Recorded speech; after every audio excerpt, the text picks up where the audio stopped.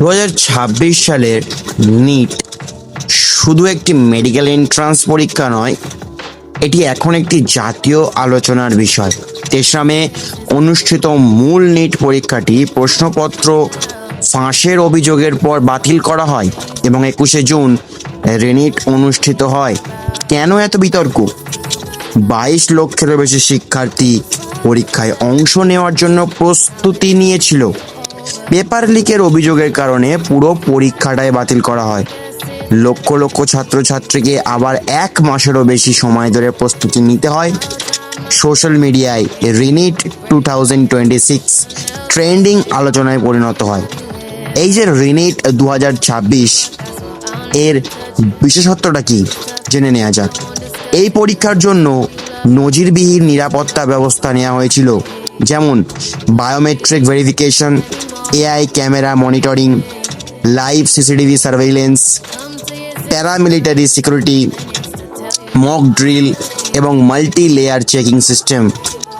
এমন নিরাপত্তা আগে কোনো বড় পরীক্ষায় খুবই কম দেখা গেছে। পরীক্ষার ডিফিকাল্টি লেভেল কেমন ছিল? ছাত্রছাত্রীদের প্রতিক্রিয়া অনুযায়ী বায়োলজি তুলনামূলক সহজ, কেমিস্ট্রি মডারেট, ফিজিক্স হার্ড। অনেকেই বলেছে ফিজিক্স অংশটায় র্যাঙ্ক নির্ধারণ করতে পারো।